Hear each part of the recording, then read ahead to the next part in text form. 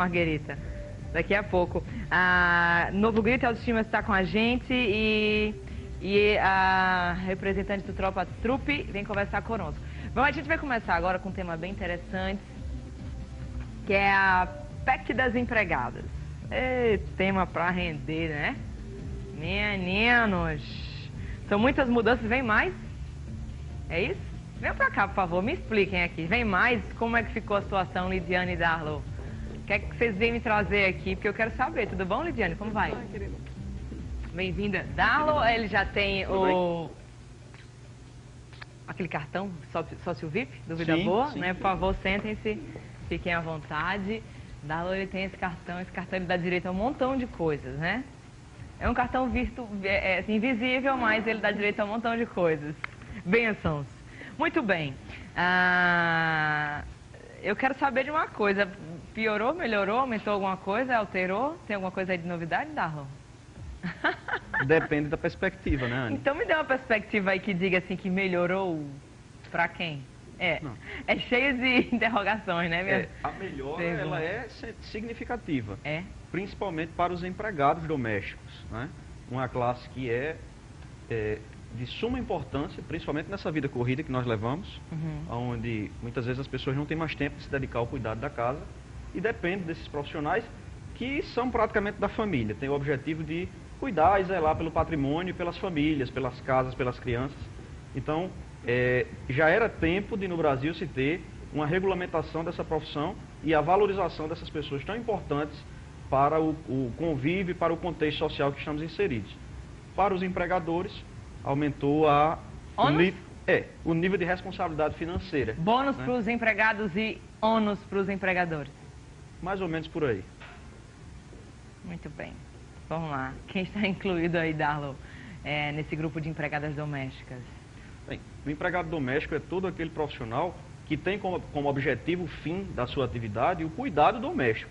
E aí nós temos que entender que as pessoas que prestam serviço no cuidado, na organização das famílias, das casas, os cuidadores de idosos, e até um exemplo que a nossa ilustre contadora que nós recebemos no programa hoje, ela deu com relação, de repente, até um piloto de avião que presta serviço pilotando o jatinho de um empresário. Ele pode ser equiparado a um trabalhador doméstico. Quem mais, Lidiane? Veja só, abre-se um leque de oportunidade. Eu posso ter como empregado doméstico, dependendo da minha casa, da minha residência, eu posso ter um jardineiro, eu posso ter um motorista, eu posso ter um piloto de avião, um piloto de helicóptero. Então, qualquer funcionário que seja contratado para prestar serviço na minha residência, ele vai ser considerado um empregado doméstico. Tem que ser somente em residência? Residência. Porque existe também os imóveis rurais, mas aí já é outra categoria. Certo. Seriam empregados rurais se eles fizerem parte da produção de um determinado imóvel, uma granja, um sítio, se ele plantar, se ele cuidar de algum tipo de animal, ele já vai ser outra categoria. Quem quer contratar um empregado doméstico deve tomar qual passo, o primeiro passo? Selecionar. Selecionar. Eu diria que hoje em dia, com tanta regulamentação, a seleção do funcionário, ela é fundamental. Então, você primeiro tem que fazer uma boa seleção, que você está colocando a pessoa dentro da sua casa. Então, você vai procurar um cardiologista, você vai procurar o mais barato? Não, você vai procurar o melhor. Então, você vai colocar uma pessoa dentro da sua casa, você vai procurar uma pessoa que tem habilidades, mas que, acima de tudo, tem caráter. Então, você vai contratar primeiro a seleção, depois você vai passar com a tramitação legal.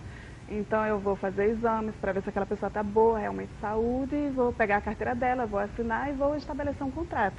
Nesse contrato, eu coloco todas as regrinhas que tem, que agora está prevista, está regulamentada, aguardando apenas a sanção da presidente. Então, regulamentar a questão da jornada, da folga, do horário, se vai ter extra jornada, se não, se vai trabalhar no período noturno, porque agora vai ter o adicional.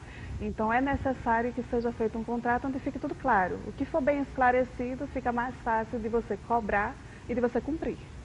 Certo, estou vendo aqui que a mudança atinge todo trabalhador maior de 18 anos, contratado para trabalhar para uma pessoa física ou em família, em um ambiente residencial e familiar, como profissionais responsáveis pela limpeza da residência, lavadeiras, passadeiras, babás, cozinheiras, jardineiros, caseiros de residências na zona urbana e rural, motoristas particulares, cuidadores de idosos, como você bem falou, até pilotos de aviões particulares, né? Com a mudança, o empregador vai pagar mais 12% de INSS patronal e 8% de FGTS. A mudança também será observada na hora de calcular a hora extra. Né? É preciso dividir o valor do salário bruto por 220 sobre o valor encontrado, deve ser somado mais 50% desse valor. Menina, pelo amor de Deus. É e aí? uma conta. Como é no exterior? Você tem essa informação? Veja só, o latino, nós gostamos muito de ter pessoas trabalhando dentro da nossa residência. É uma característica bem latina. Se você for nos Estados Unidos, raramente você vai encontrar isso. Na Europa também? Exatamente. Tanto que esses profissionais, eles são bastante caros. É. Mas no Brasil, dependendo da região geográfica, você já vê uma redução também da procura dessas pessoas, desses profissionais. Terceirização, tipo, criança vai para creche desde bebê? Exatamente. Desde novinho já passa lá um período integral. Já tem máquina de lavar roupa, máquina de lavar louça, Exatamente. máquina de tudo. E serviços autônomos, que aqui no RN a gente ainda não enxerga tanto. Você chegar a levar um cesto para uma lavanderia, você mesmo colocar o ticketzinho na máquina e a máquina funcionar sozinha, enquanto isso você vai no supermercado, você resolve uma coisa ou outra. As máquinas funcionam muito bem lá fora. Funcionam muito bem lá fora, verdade. Né? Aqui ainda está em fase de experimentação. Aqui a gente gosta de ter uma pessoa recebendo, ter uma pessoa passando, o contato pessoal. Está tudo experimental, muito experimental. As relações estão experimentais, tudo muito experimental. Falando em relação experimental, o que você acha, assim, se olhando de fora, quais são os maiores ruídos dessa relação, né? Por que tem tanto desafio? Por que ainda tanta gente tem tanta dúvida em relação a isso? Que a Lidiane falou agora ficou tão claro, tipo, se eu pus no papel, não é? A gente entendeu e por que tanto ainda há rodeio em torno desse tema? Graças à nossa cultura. É uma questão cultural. Aqui não quero saber, vou perguntando pro vizinho, é isso?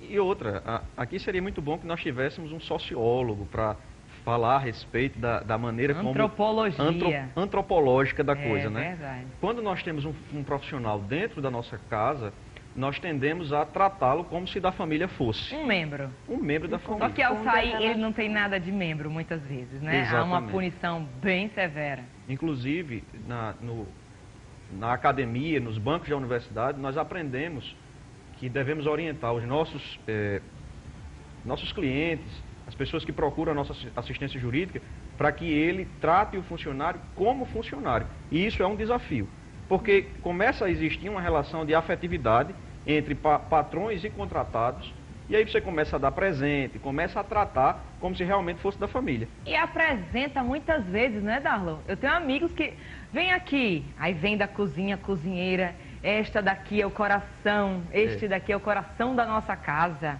nossa cozinheira, é o meu anjo protetor. Ao sair o anjo protetor vira outra coisa. É verdade, não deixa de ser anjo, mas troca de lado. Troca de lado. O patrão, ele precisa, no primeiro lugar, aprender a respeitar o funcionário. Respeitar o funcionário é uma condição imprescindível a uma boa relação laboral. Então tenha ele não como uma pessoa da família, mas como uma pessoa importante para equilibrar e harmonizar a sua casa. Trate ele dignamente, cumpra com as obrigações sociais, com as obrigações do contrato de trabalho, por exemplo, o tempo que ele tem que prestar esse serviço. Sem manobras, né, Darlon? Sem manobras, exatamente, sem pressão, né? O horário de descanso, respeite o horário de descanso, cumpra com os seus pagamentos em dia, assim como todos gostamos de receber em dia, precisamos também pagar em dia os nossos funcionários. Havendo essa harmonização, facilita muito as relações de trabalho. Aí esses detalhes que a legislação altera, com o tempo elas vão sendo diluídas e a gente encontra um ponto de equilíbrio, não vai gerar um transtorno tão grande que ninguém possa manter os funcionários. É verdade.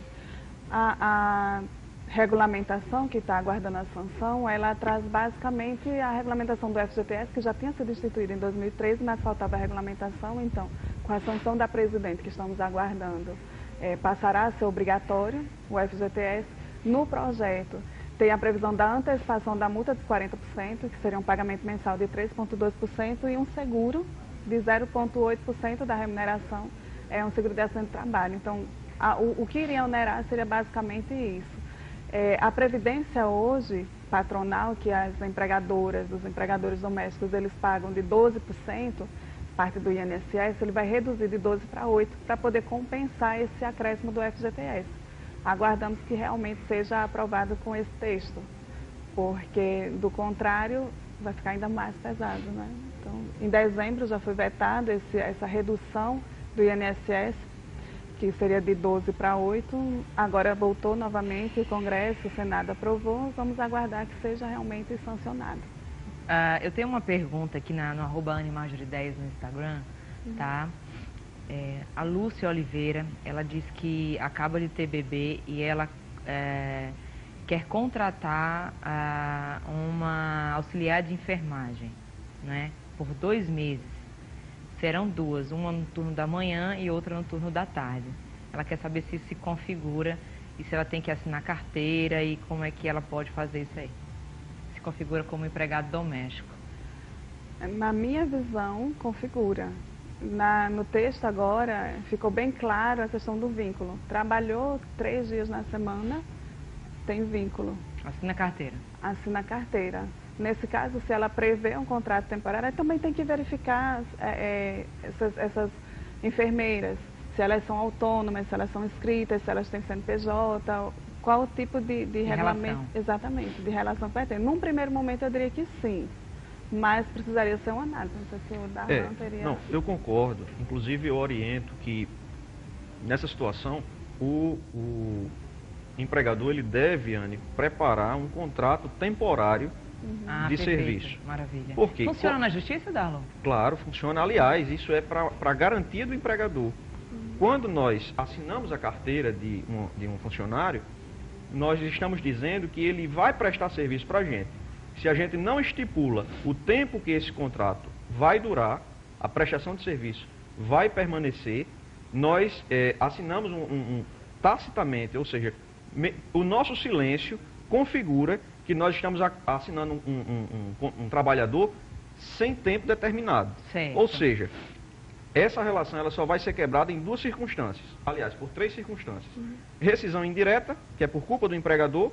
Rescisão sem justa causa, quando o empregador ele voluntariamente demite a pessoa, ou quando o próprio empregado pede as contas, né?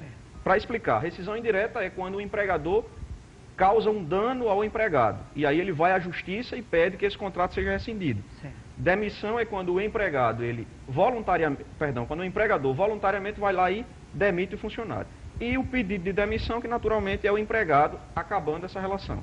Então, em todos esses casos, existem muitos pormenores que vão depender de um acordo ou de uma demanda judicial. No contrato por tempo determinado, facilita muito a finalização desse contrato. Então, nesse caso específico da telespectadora, seria ideal que ela, sabendo que só vai querer prestação de serviço por 2 meses, que ela preparasse um contrato por tempo determinado. E aí você vai, naturalmente, honrar todas as questões trabalhistas da funcionária. Porém, quando esse contrato se encerrar, não há discussão. Estava previsto que o contrato se encerraria naquele prazo. Certo. E nesse quesito aí, como é que funciona a questão das folgas, hein, gente? Nesse sistema, porque é mais conversa, né, também? Veja só, vamos partir do ponto onde ficou determinada a jornada de 44 horas semanais. Tá. Então, com as 44 horas semanais, isso já desde 2013. São 2 horas excepcionais que a pessoa tem. Então, ele tem que fazer 44 horas semanais e a folga tem que caber nisso. Então, se a pessoa trabalha de segunda a sábado, por exemplo, 8 horas de segunda a sexta, 4 horas no sábado, ela estaria de folga a partir da tarde do sábado e o domingo seria o dia de folga dela.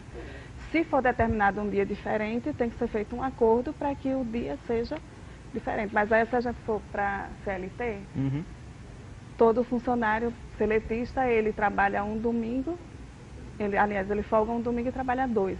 Caso o funcionário vá trabalhar no domingo e a folga seja no dia da semana. Tem que ser necessariamente no final de semana? Normalmente, mas era o que eu estava tentando passar. Se você acordar um dia diferente, mas um domingo pelo menos no mês, a pessoa vai ter que folgar. Se a gente for usar paralelamente com as outras categorias de trabalho, que é o que está tentando fazer, equiparar.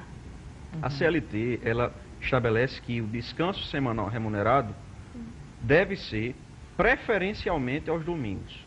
Então não existe a imposição de que essa folga semanal venha a ocorrer no domingo. Então existe mais ou menos um entendimento de que Se for possível, o empregado ele vai folgar no domingo.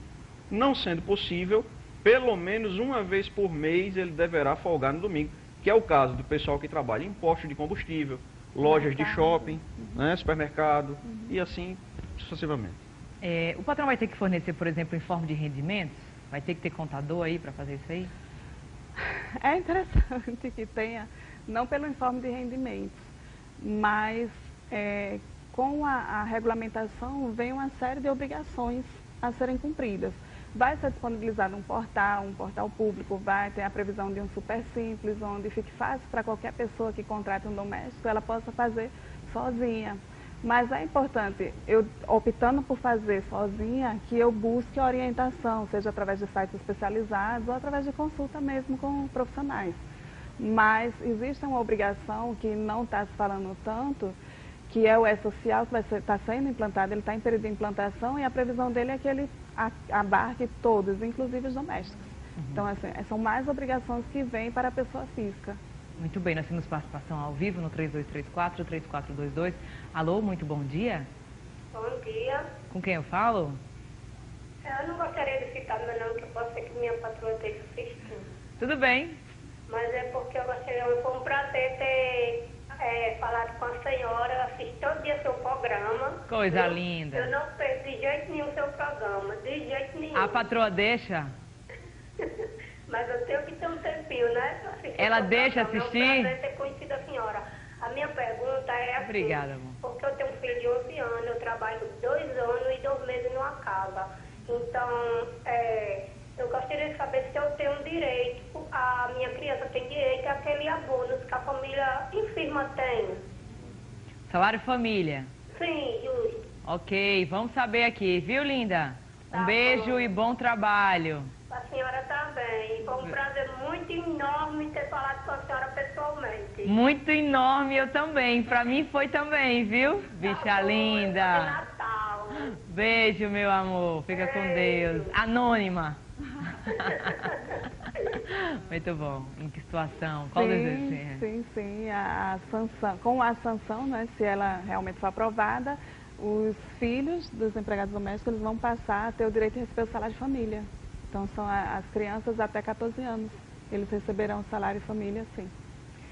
Me diga uma coisa, Darla, no caso de falta aí, sem atestado médico, como é que eu, como patroa, devo proceder? Bem, nós estamos tratando de equiparação.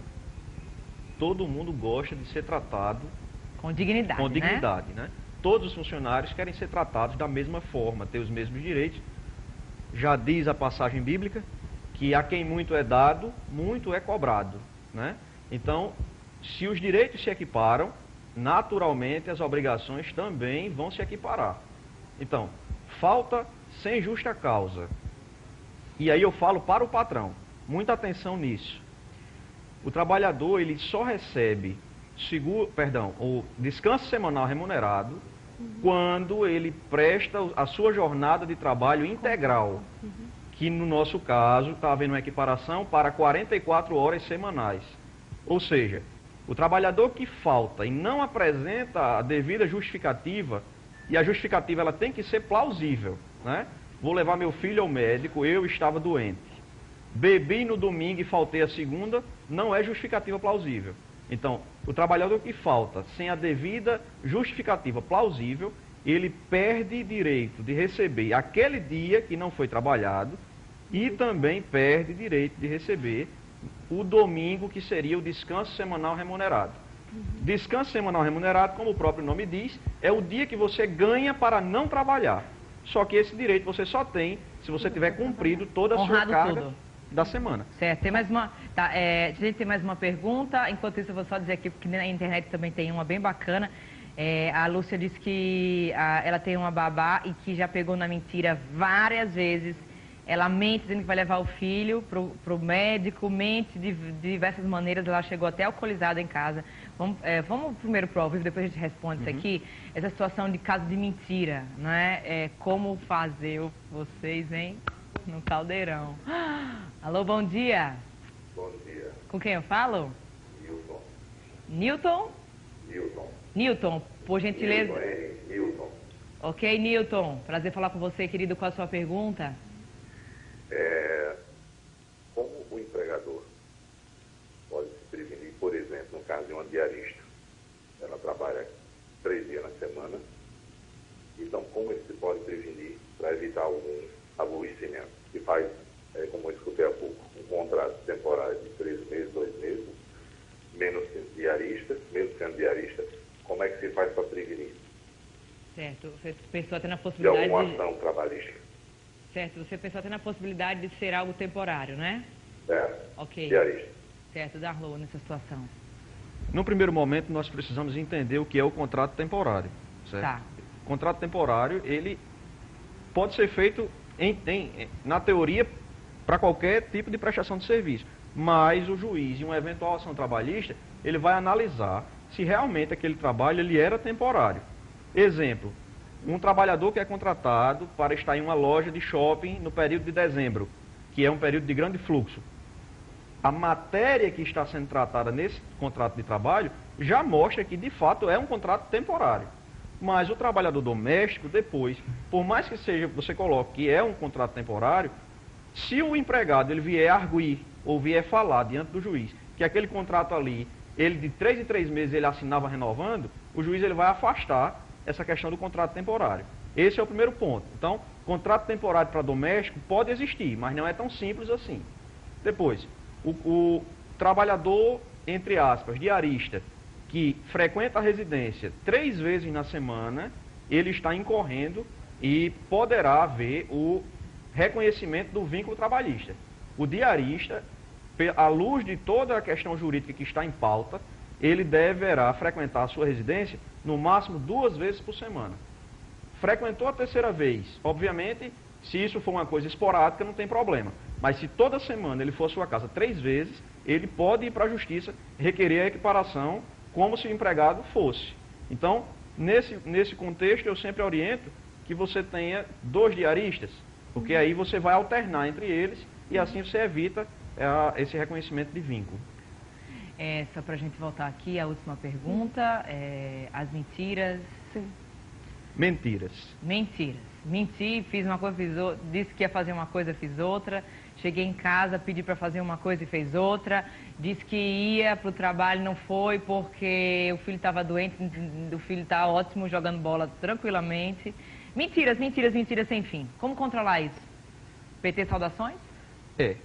Existe a questão, doutora, fica à vontade para intervir. Eu iria fazer uma pergunta para essa telespectadora, né? Vale a pena você ficar com uma pessoa que com tanta frequência vem trazendo mentiras para dentro do seu lar? Você não confia nessa pessoa? Será que não seria o caso de desligar? Ela falou aqui, ela disse que a questão é que o filho gosta demais dessa pessoa e ela está vendo a questão do vínculo e tal, e ela pode criar outro vínculo, né, com outra pessoa, né? Ela está criando um problema, na verdade, na minha visão. Fugindo um pouco aqui até da área jurídica, contábil que a gente está falando, eu acho que ela está criando um problema. O filho dela gosta muito dela, mas em algum momento essa relação vai acabar. Ela é doente, né? Ela precisa, então, preparar o término desse contrato. Eu não vejo muito feliz você continuar com uma pessoa que você não confia. Daí, voltando aqui para a questão da legalidade, se ela faltou, disse que ia levar o filho para o médico, cadê o atestado? Se ela disse que estava doente, cadê o atestado? Se ela não tem os documentos que comprovem, conta falta. Exatamente. E eu vou mais além, porque na relação de mentira, a mentira, ela muitas vezes é uma coisa que faz parte da personalidade do trabalhador. E o empregado, o empregador, ele precisa ter atenção a isso. Porque o empregado que mente porque quer faltar, quando ele sair do trabalho, ele vai para a Justiça do Trabalho e vai mentir também. Leva testemunha falsa e aí complica de verdade. Então, percebeu que existia uma mentira, apurou, a mentira de fato aconteceu, aplica a advertência. Com a sucessão de advertências, você pode proceder com a demissão por justa causa. Advertências escritas? Por escritas. E pede para a pessoa assinar? Exatamente. E se a pessoa se recusar? É bom que essa advertência seja aplicada na presença de uma testemunha. Ok, perfeito. Ok, caso ela não queira assinar, eu tenho ali... tem quem comprove que aconteceu isso. Ok. Amei vocês aqui hoje, o tema é bem bacana, nosso telefone deve estar explodindo aí de ligações, aqui na internet também. Darlo Lima, nosso queridíssimo advogado. Lidiane Amaral, volte mais vezes, adoramos sua participação, certeza, contadora. obrigada, muito obrigada por vocês terem vindo, viu? Ficou bem mais fácil agora com vocês. Ah, que bom. Prazer foi Obrigada, nosso. eu vou pro intervalo, volto já. Tá, já. Obrigada, gente.